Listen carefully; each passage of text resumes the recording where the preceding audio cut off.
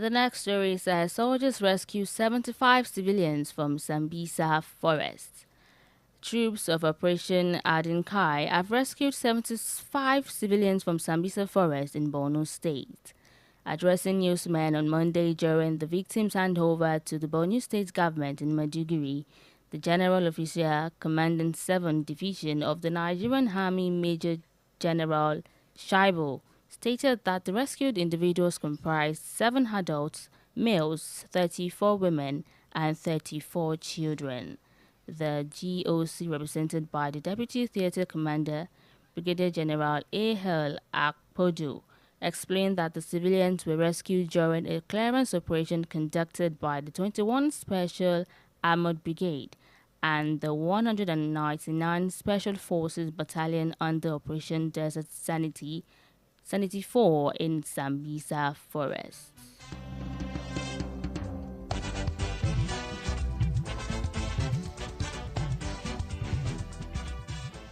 So troops of Operation Adinkai have rescued 75 civilians from Sambisa Forest in Borno State. So the victim includes 7 men, 34 women, and 34 children. They were freed by the 21 Special Armored Brigade and the 199 Special Forces. The military also destroyed terrorist enclaves and neutralized insurgents in key locations. So what's your thoughts concerning this story? What security measures are in place to prevent the re-emergence in these cleared areas?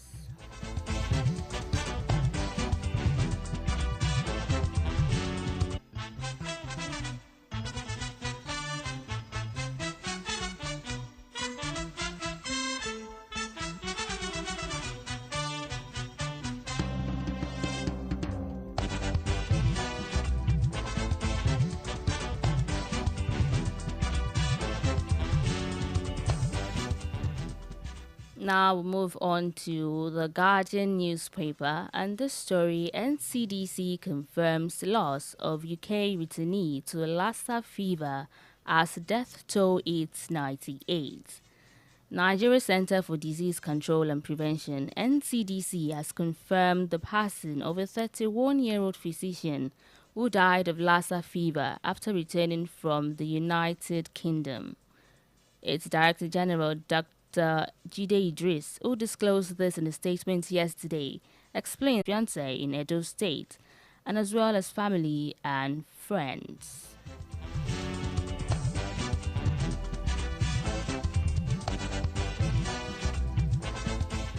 So the Nigeria Center for Disease Control confirmed the death of a 31-year-old physician from Lassa fever in Ondo State after he returned from the UK.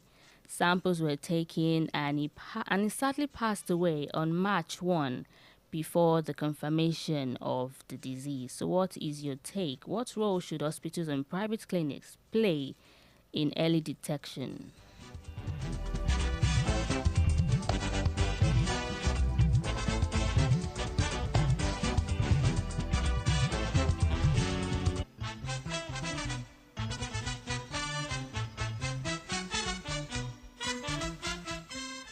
Still taking stories from the Guardian newspaper. Federal government approves $1 billion to tackle child maternal mortality. Coordinating Minister of Health and Social Welfare, Dr. Ali Pate, has said the federal government has approved a $1 billion facility to support all 36 states in addressing the challenge of child and maternal mortality in the country. Pate, who stated this yesterday, added that the federal government was upgrading 774 healthcare facilities nationwide to serve as referral centers capable of providing free treatment for emergency obstetric complications. The minister disclosed this during the flag off of the co-creation workshop on the Ogun State Maternal and Newborn Mortality Reduction Innovation and Initiative held at Abeokuta. Pate explained that the recently approved $1 billion facility aimed to incentivize states to achieve significant reductions in child and maternal mortality. He also stated, as part of our commitment to improving child and maternal health, The coordination office has secured resources from HOPE, a $1 billion facility recently approved for all 36 states to drive results. So for more details to this story, you can grab a copy of the Guardian newspaper for today.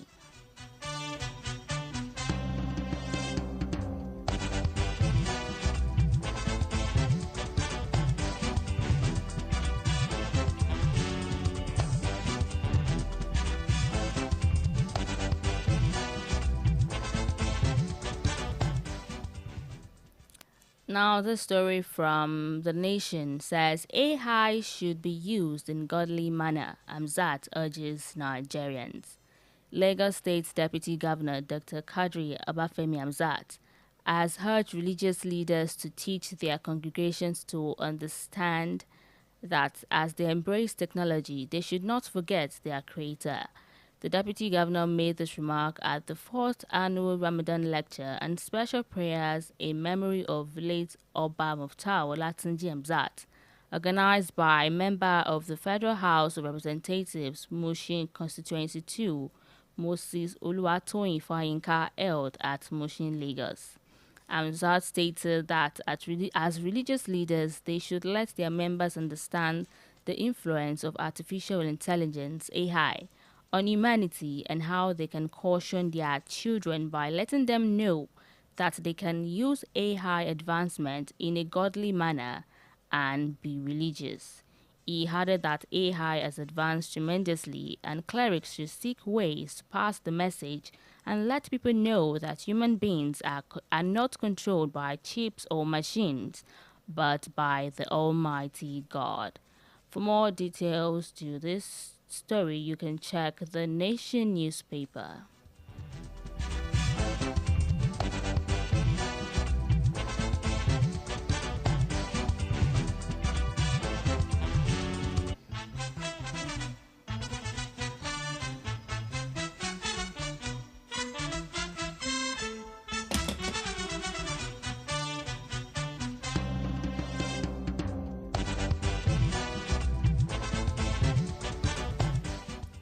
For reactions and contribution to the stories, you can call the number 07048001015 or the number 08022102163.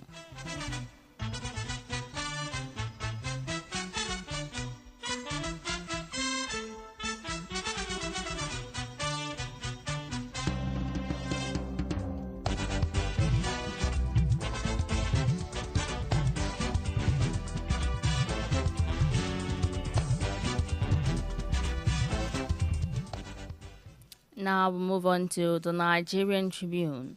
Federal government stays within legal borrowing limits despite economic challenges, Bagudu. Minister of Budget and Economic Planning, Senator Abubakar Atiku Bagudu, yesterday declared that the federal government has adhered to the legal borrowing limit of 5% from the Central Bank of Nigeria, CBN, despite challenges in the domestic and global economic environment.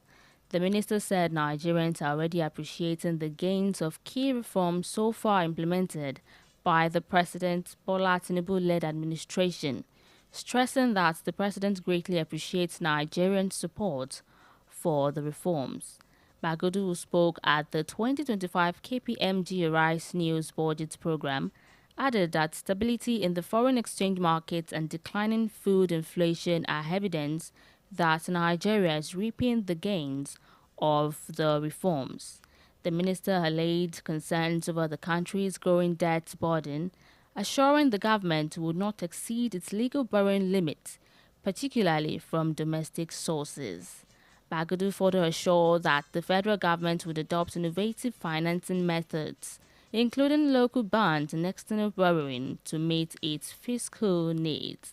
So for more details to this update, you can grab a copy of the Nigerian Tribune paper.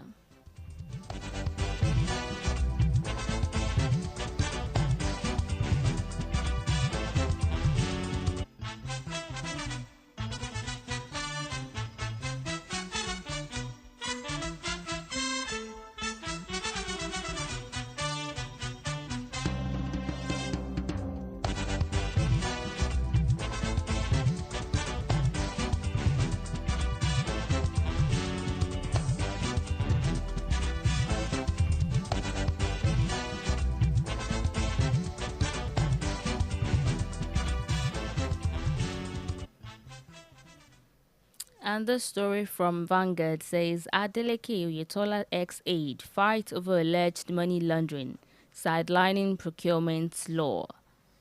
Osun State Governor and former aide of ex-Governor Gboyega Oyetola on Monday traded at the accusations over alleged money laundering activities and abuse of procurement laws in award of contracts.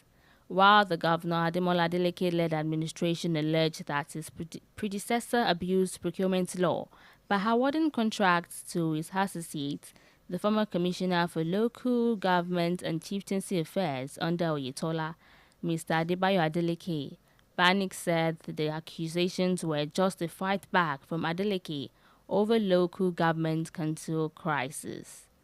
The Commissioner for Information and Public Enlightenment, Kolapo Alimi, who briefed newsmen, disclosed that close associates of Oyetola, including Banik, who later became a commissioner, were given contracts for constitution and rehabilitation of primary health care services, funded with $20 million under the World Bank's Save 1 Million Lives Initiative, SOML. For more details to this story, you can check Vanguard newspaper.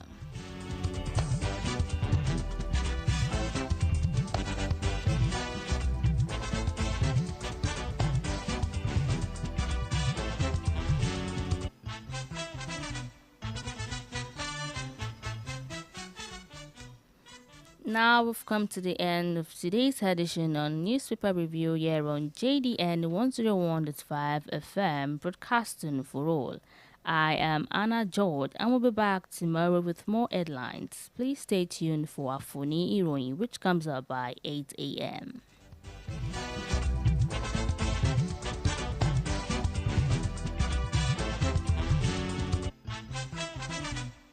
You are listening to JDN 101.5 FM, 1 Chat Street, Joyce B Road, Okeado in the city of Ibadan, Nigeria.